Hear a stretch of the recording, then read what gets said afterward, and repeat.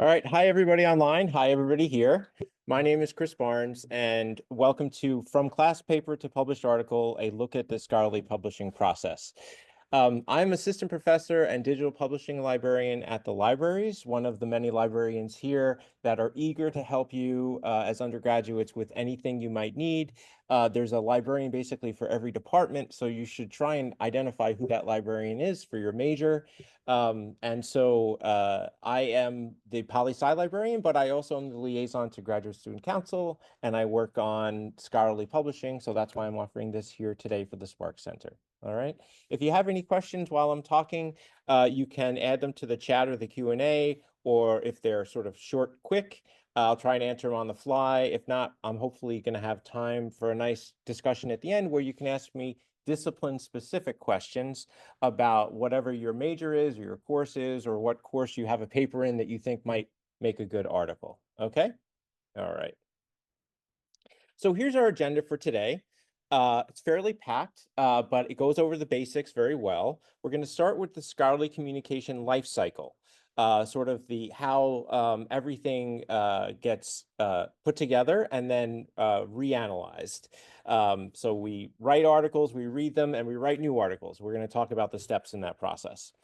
Then we'll look at some specific scholarly journals and their publishers, and we're going to take as our samples articles written by Adelphi faculty members and graduate students.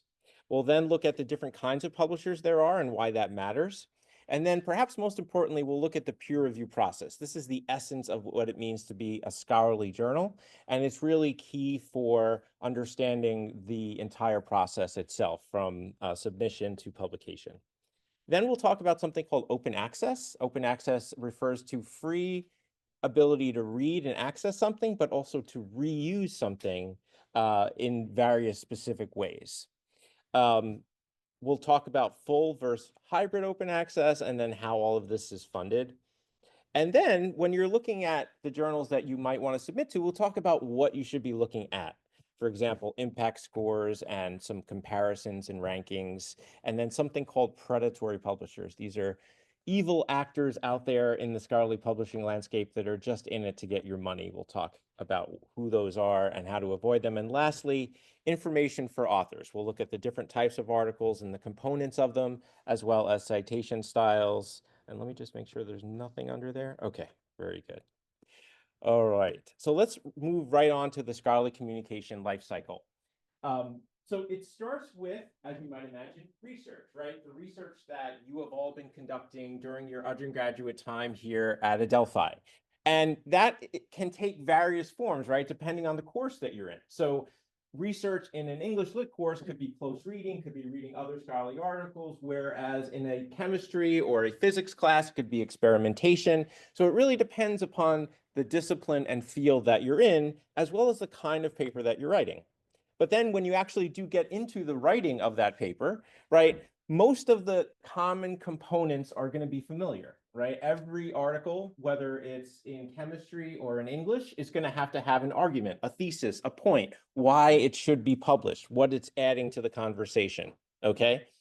We'll look more closely at how those differ by discipline, but then we look at the submission process, right? You've written your article, you have looked at various journals that could be potential publication points for your article, and now you go through the submission process. And the first thing that happens after you submit is the editor of that journal, one of the editors of that journal will get your paper and figure out if it's a good fit for the journal, right? So is it within the scope of the topics that they publish on? Is it relevant for their readership, right? And so some journals are going to have a very broad readership, while some journals are going to have a really specific readership. And which one you pick will influence sort of how you end up finalizing the final version of your article. Then we'll look at, once the editor approves of it and says, yes, I think this article might be relevant and valuable, I'm going to send it out for peer review. Usually at least two experts are asked to conduct that peer review. And we'll look more in a bit at what they're asked to look at, which is very helpful for you to know while you're writing and editing your work. Then those peer reviewers are asked to tell the editors what kind of decision they recommend. right? So accept, reject are the most obvious, right? But we also have accept with revisions, like this is a great paper, but this third section really needs some work. So we will accept it if you revise that. Then there's revise and resubmit, which is this paper has promise, okay? But it doesn't do enough, say, analysis, or the experimentation needs to be bolstered in some way. And therefore, we want you to take it back, do some more substantive work, and resubmit it to us, okay? So it's a range of responses you can get between accept and reject. And then comes the all-important revision process. So you get those peer reviews back. They are really detailed when they're good, okay? When they're good.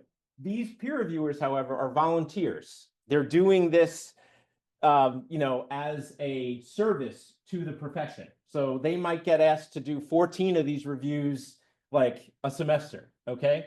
So sometimes you need to make sure that the peer reviewers are actually reading your article or talking about your article. Sometimes they misread things. It just happened to me.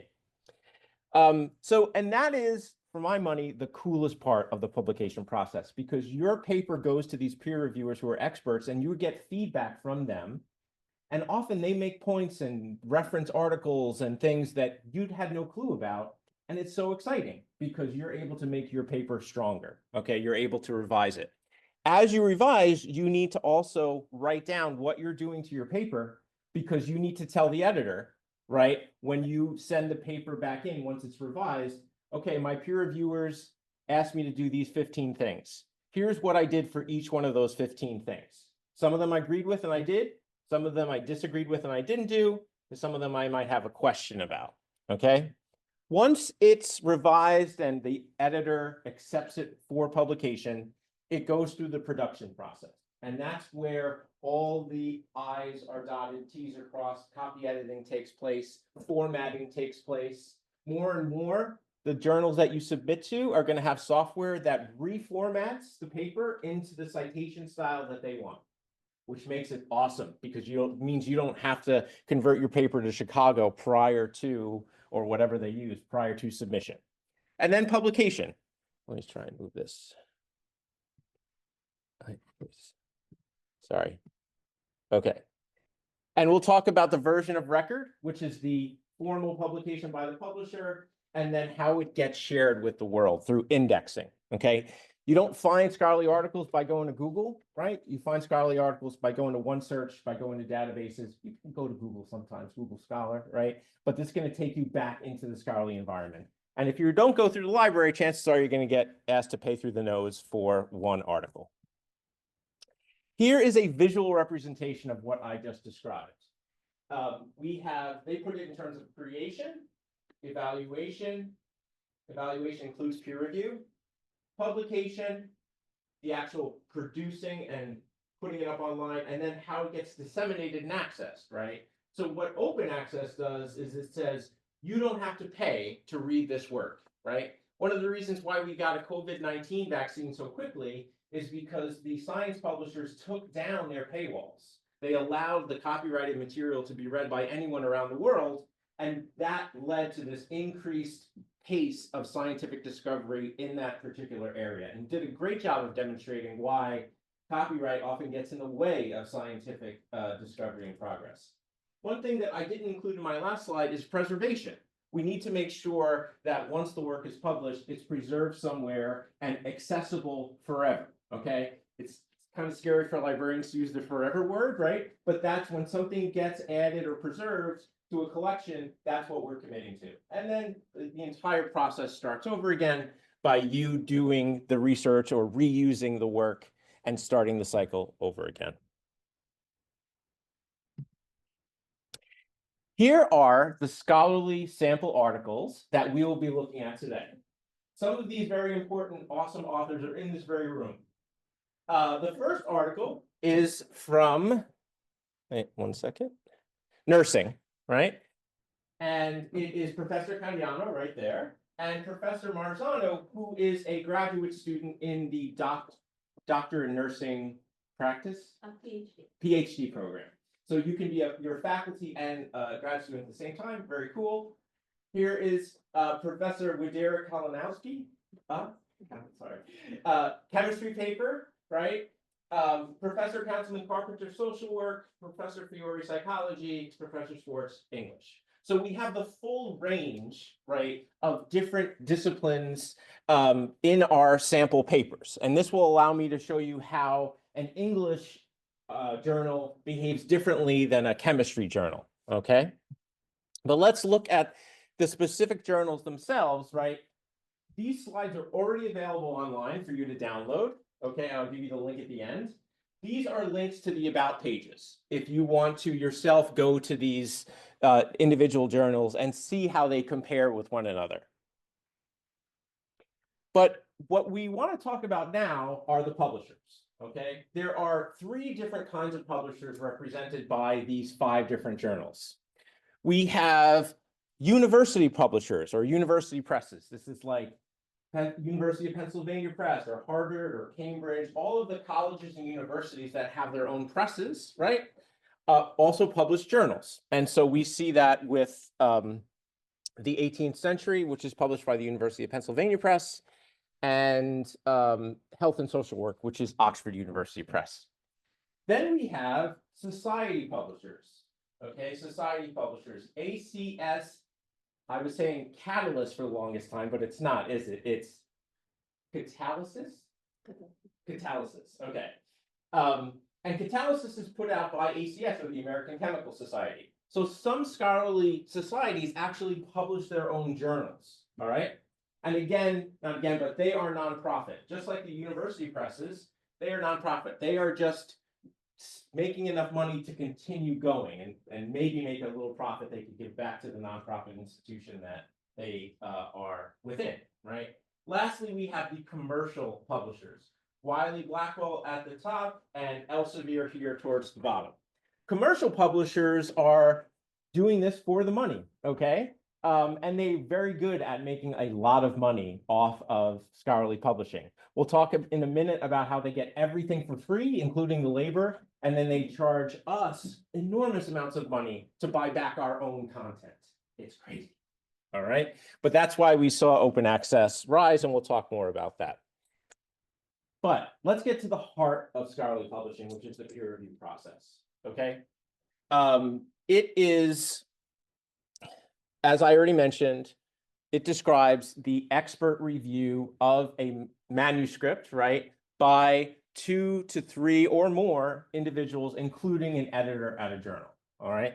They are asked to be very, very detailed, but they are also asked to do all of this for free, okay?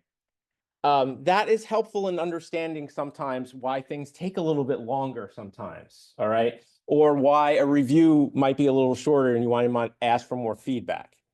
You can also offer, when you submit something, names of researchers, other faculty, professors, scholars who are in this field and you feel would be good reviewers, right? One of the hardest jobs for an editor is to find reviewers for each paper, right? Because you need to find people who have that expertise, right? Who are able to review that paper and give that kind of expert review.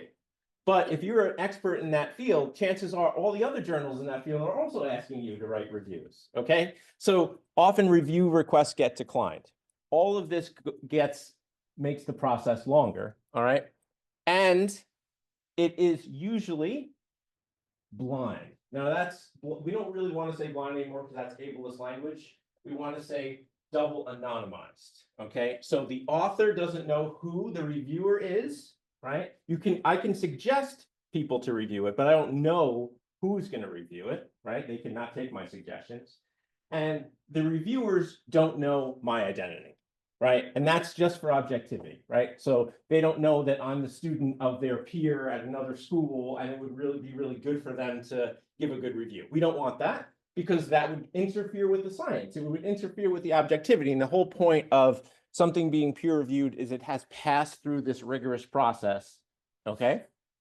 However, we can also see that there are problems with peer review. It takes a really long time often, and we're talking months, and there are multiple reviewers involved usually, and they have to address everything. So you're not just going to hear about the points that you make, you're going to hear about your language, your writing, your style, okay? if you're too flowery, for example, for a data article, as I was just told. I don't think they said flowery, but it was basically implied. And so then they have to give the recommendation, and the authors have to address those points when they send in their revision. Okay, so it's not like you read the peer review, you could be like, I don't really agree, and then just resubmit it. You need to make sure that you address all of the issues that were raised. So here's what advice to reviewers looks like. Okay, this is what reviewers are told by the journal to look for when they're doing their peer review. It's got to be, and this is the Health and Social Work Journal, right? So reviewers look for submissions that are important to social work and relevant to health, contain a clear statement of purpose and consistent focus, expand current knowledge, build on the work of others, contain a current and appropriate lit review, include relevant medical information, present complete methodology, be well organized, logical, orderly, support conclusions with data or logical argument, and contain a clear explication of the implications for social work. Right? So every paper has to do all that in order for it to get published, right? So they are sharing this for reviewers, okay? But they're also sharing this for authors, right? Because if you as an author know what the reviewers are looking for before you submit, you can make sure that all these boxes are checked, right? There's also something called open or transparent peer review. This is an attempt to reform the peer review process, which many feel to be broken because things take so long and sometimes reviews aren't that great, and the objectivity doesn't really lead to the kind of benefit that we would normally expect. So what people have been doing is developing things called transparent peer review, where the author of the article knows who the reviewers are, the reviewers know who the author is, and you say, well, how is that not insider baseball? Well, because everything goes up online. Everything is viewable. You can read the reviews, you can read the responses to the reviews, you can look at the revisions.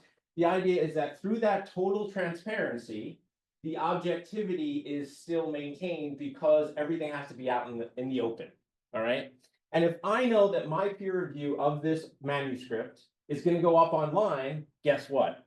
I'm going to spend more time on it. I'm going to be a little bit more diligent, perhaps, in writing complete sentences and including as many suggestions as I can, because it's going up. It's going to get linked. It's going to get preserved. It's going to be online forever. All right. It doesn't necessarily mean that I don't write a negative peer review, obviously, because my name is associated with that review, right? And I am being asked to be an expert reviewer. So if I do a not great job on that review, it looks badly on me, right?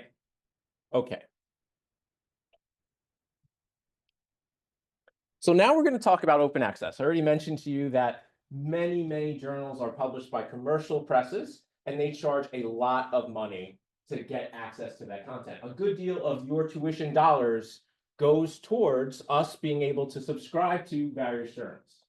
So the open access movement, the goal is to be able to read and reuse the stuff in digital form for free, all right? The reuse can take various forms that the author approves of, all right? But the idea is to get out from under these exorbitant prices that are being charged by commercial publishers. And since scholarly publishers are provided their content for free, right, article authors are never paid. All right, this is something that astonishes people outside of academia. No faculty member is paid for a scholarly article, to be an author of a scholarly article. If you write a textbook someday and maybe it gets picked up by a few people, you can get some royalties for a textbook, right? But when you submit to a journal, you're not expecting any royalties back, all right? And the same thing if you serve as an editor or a reviewer. There are some exceptions for editors and reviewers of major journals that have major amounts of work involved. They'll get stipends and things like that. But generally speaking, this is all given to the publishers for free. Sure. Yes, I know. That's something like a sponsored science, you know, it can be sponsored by, let's say, pharmaceutical industry to say, publish this and say everything is great about this, let's say medication. And that's why we do this for free, because we want to avoid any influences. right. I Yeah. think that's a major aspect of science science in general, at least understanding science, should be free of any interferences. It should be true. Right, right. And so the idea is that that open peer review is going to, completely be transparent about everything, right? And so that kind of influence can't take place. And so publishers then charge thousands of dollars in subscription fees. So the question is, okay, it's free to access open access stuff, but it still costs money to publish a journal. It still costs money to do all that copy editing and everything. So the answer is the money's coming from various other places, primarily APCs. And the idea is that the author primarily is going to be responsible for paying the fee to make something open access. And these are the fees that are currently being charged. So in the American Chemical Society, you can publish open access for $2,000, all right? And if you're an Adelphi faculty member, that's the amount that Adelphi will provide you to publish open access, because Adelphi wants to support open access, okay? So if you are looking at these different charges, right, you have to figure out whether if you want to publish open access, you can afford that, where you might get the funding, okay? Not every journal offers open access, right? The 18th century theory and interpretation, there is no open access option, okay? So it would just be subscription, all right? Here's what a web page regarding those APCs, those article processing charges, look like. This is at ACS, all right? And you can see that there's a range of prices here. And these have to do with the range of freedoms that you're giving your reader. So $4,500 for a CC BY license, that enables that person, who the reader with that license, to republish that work in its entirety, okay? Put it anywhere, as long as they give credit to the author, right? CC BY NCND means no commercial, no derivatives, meaning that no one can take the work and sell it, right? This is very attractive to a lot of academics, but it's a little bit cheaper. And then it keeps going down, CC BY after 12 months. That gives the publisher a year to sell the article. And then after that, they make it open access. The idea being that we've gotten as much revenue as we can. Now you can make it free for everybody. Yeah, well, I mean, that's still pretty good. Like 2,000, as I said, is what Adelphi will cover, and it's open access after 12 months. That's good, right? Hopefully, we'll see more of these kinds of tiered pricing models that allow for different options. Why would you want to pick open access beyond just making your stuff free to read and reuse? It gets read a lot more, okay? As you might imagine, right? It's free to read, but we get, and scholars care about this, 4 times the views, almost double the citations, okay? And 5 times the altmetric hits. Altmetric is alternative metric, and it refers to citations that happen on Twitter, on LinkedIn, on various social media, social networking sites, because people were like, hey, okay, I've only got 5 scholarly citations, but my article blew up on Twitter, right? And I got all these media mentions, all right? What about that?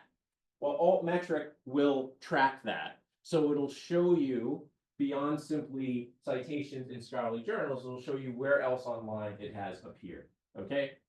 And so you have spent years on this article, right?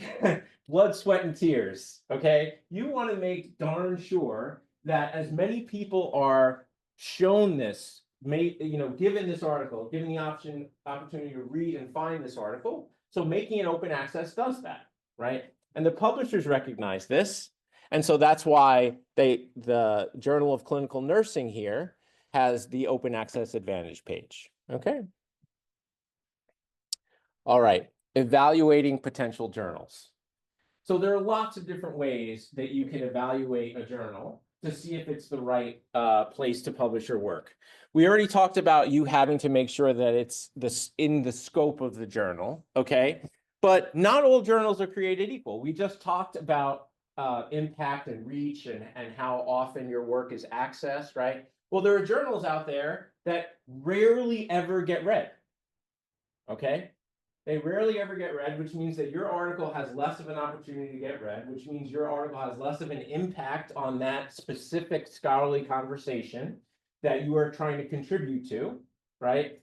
So the issue is, I want to know that, right? I want to know what that circulation is, if you want to put it that way, what that readership is, okay? And you can find that out, okay?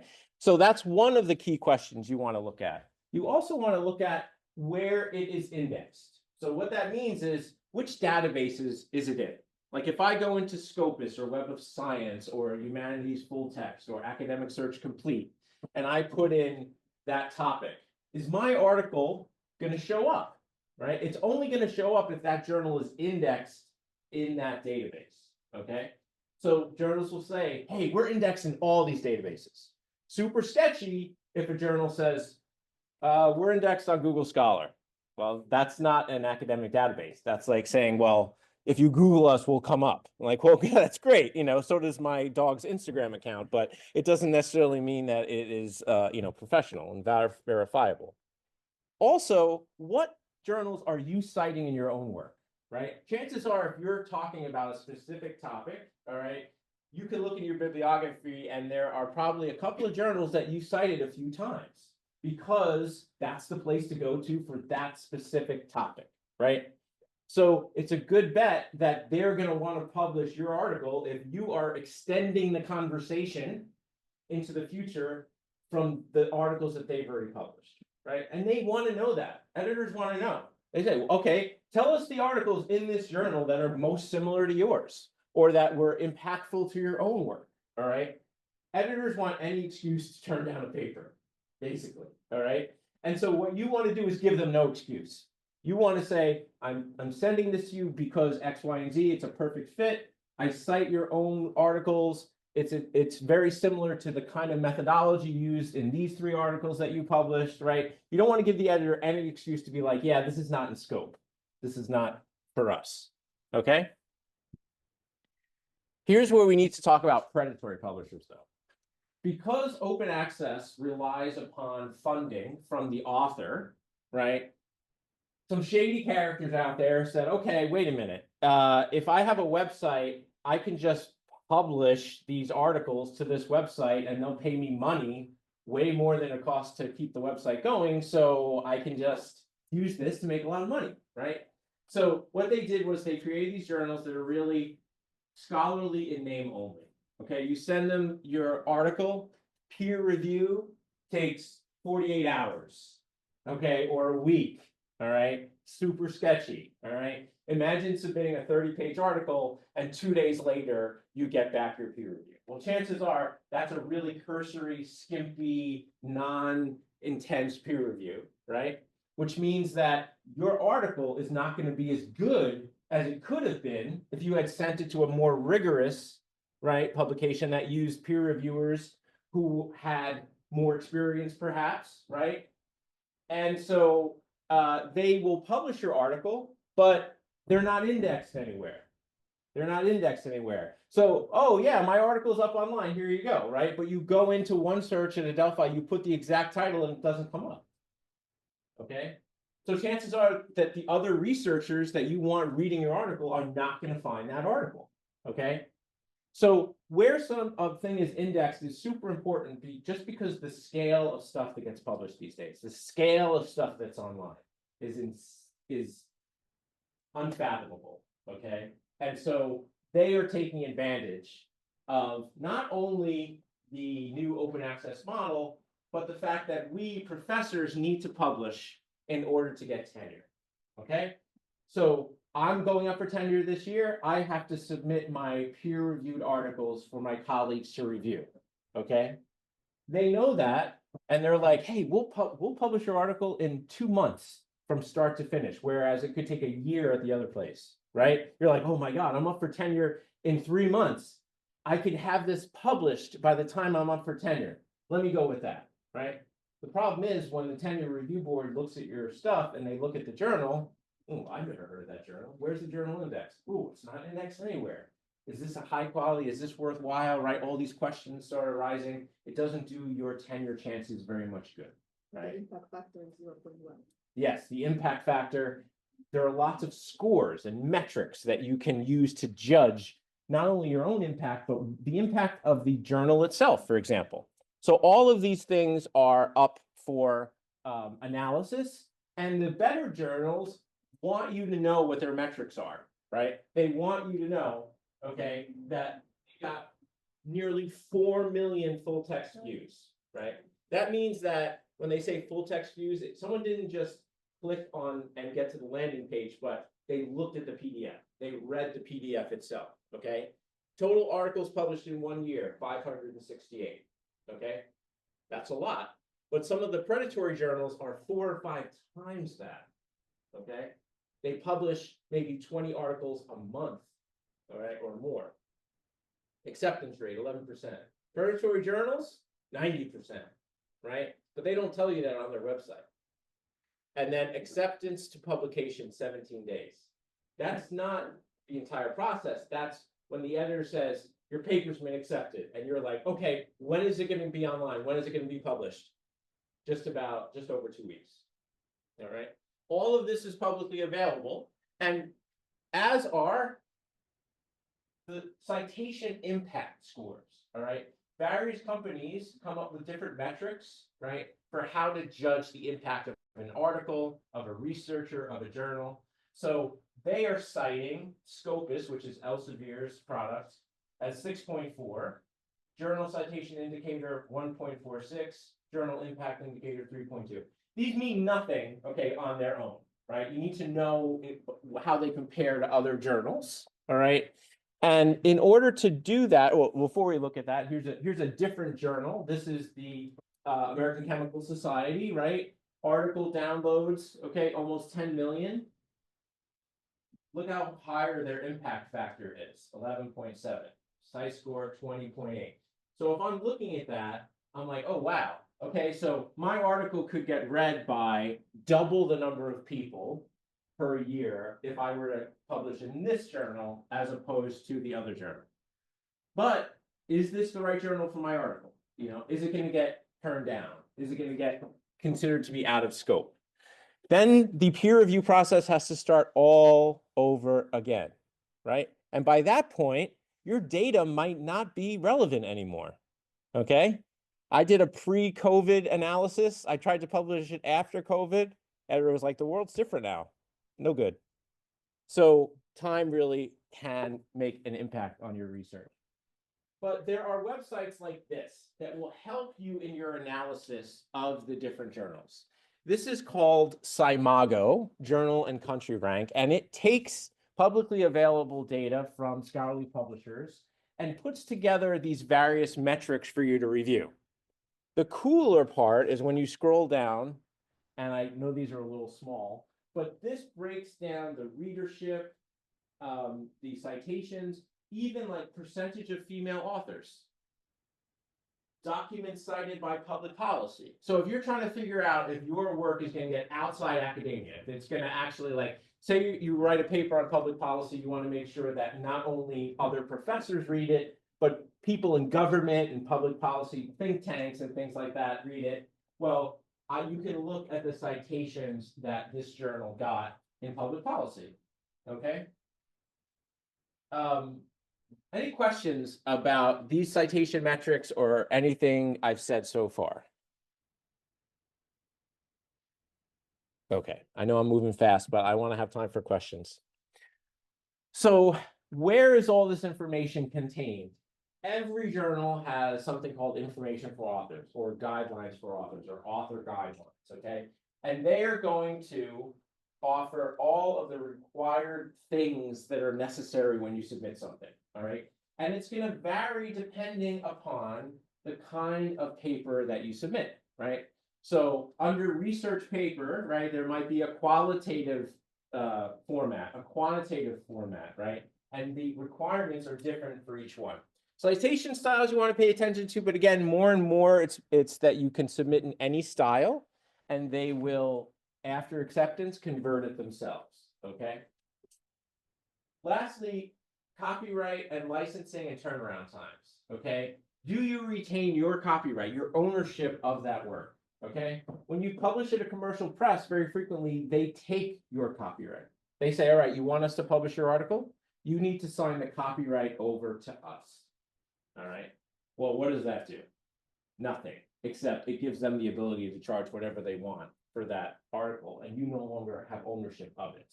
All right. When you publish open access, you keep the copyright. You are still the copyright holder. All right. These things are important later on. Early career, often it's not going to be the case. But they're also fine print, like where you can post the different versions of your article. All right. If your article is behind a paywall, right, and none of your friends can get it, are you allowed to post it on your personal website? Well, your author agreement, the thing that you sign, will say. And lastly, we look at turnaround times that we already saw from the last slide, right? The journals want to tell you, the better journals want to tell you what to expect, all right? They're usually lowballing it.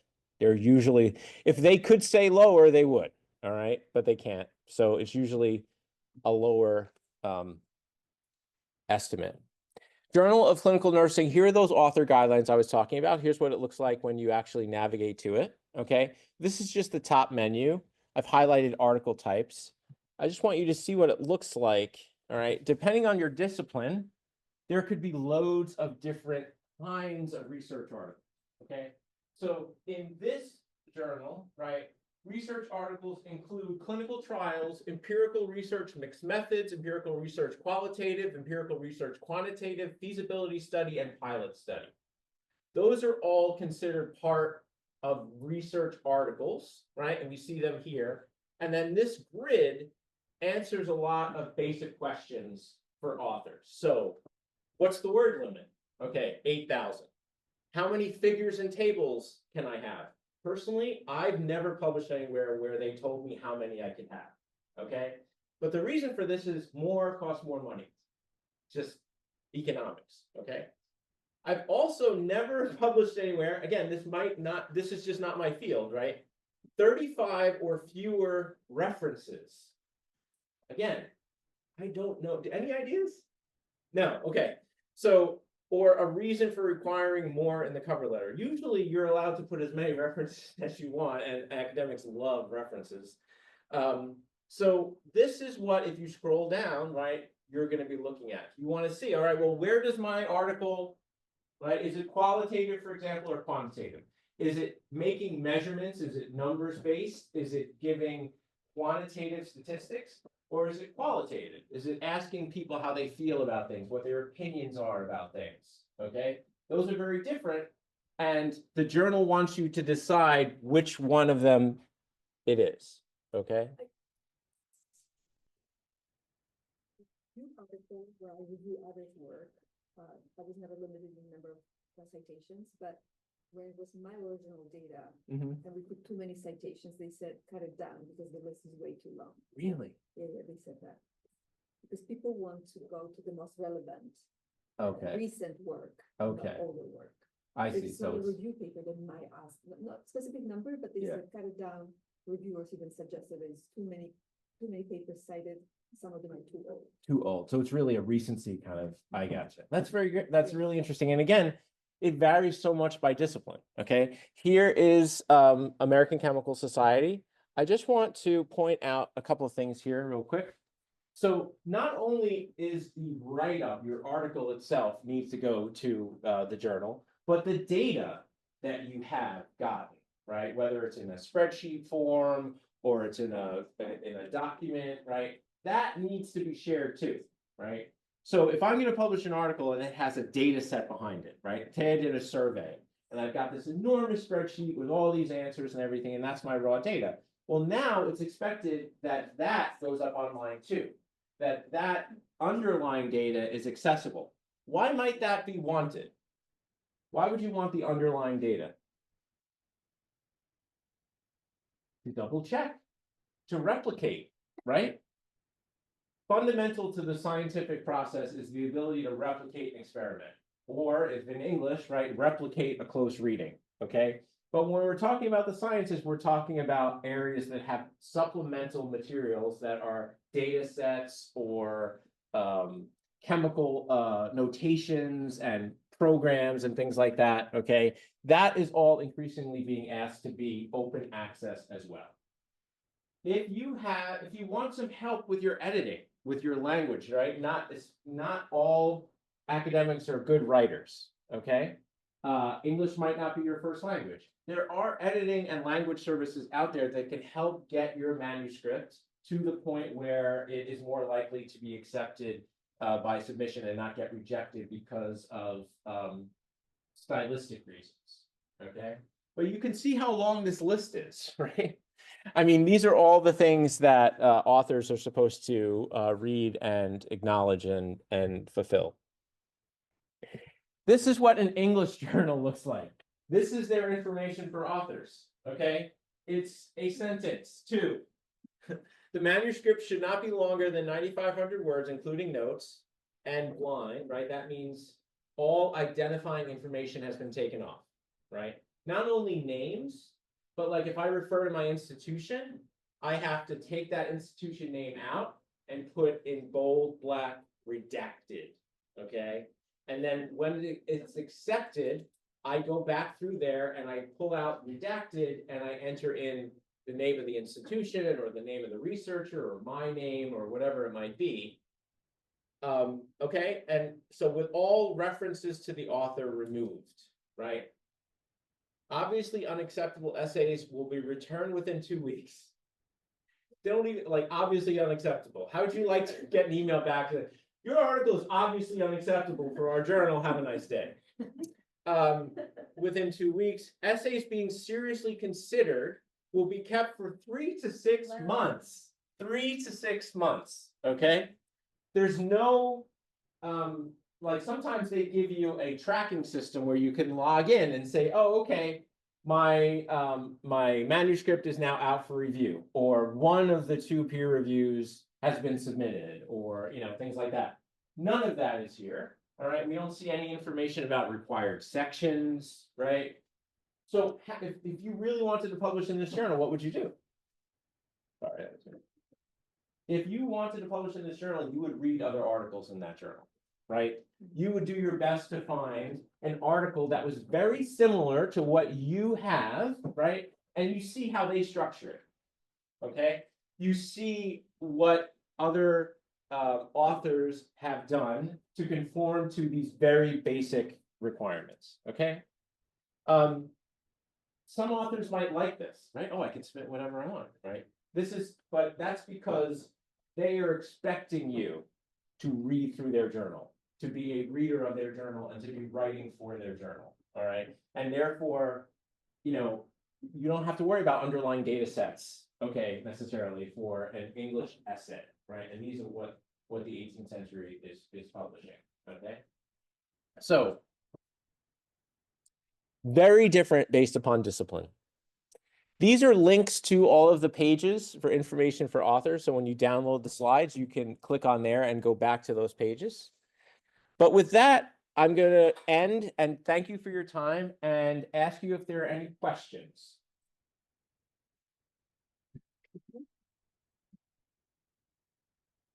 Thank you. And those of you online, if you have any questions, you can drop them in the chat and I'd be happy to field them.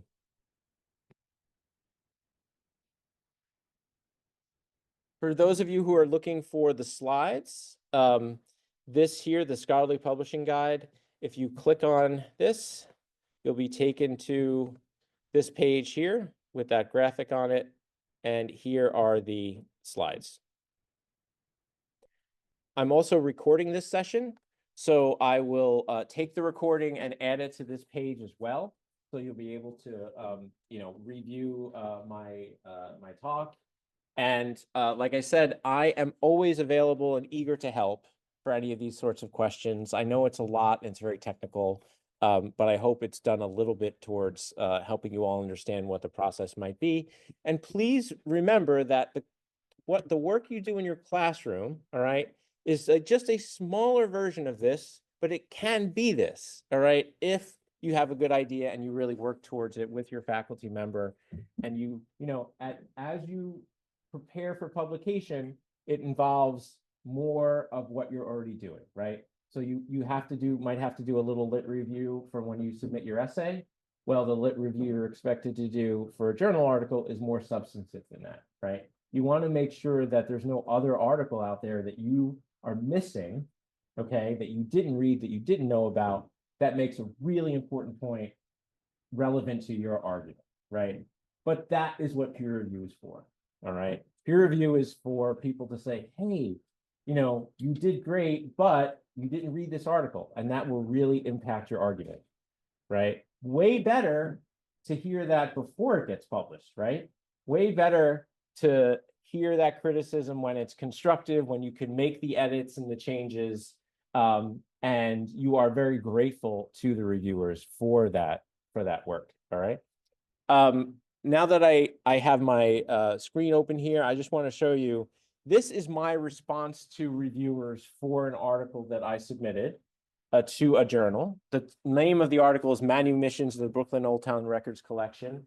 But what I wanted to show you is simply that the way many people do this is they paste the reviewer comment and then they paste their answer response or what they did to address that comment. So it enables the editor very easily to see exactly the ways in which you responded to the reviewer, right? The reviewer one, he was like, this is great, just add some tables. That was all he said. Reviewer two.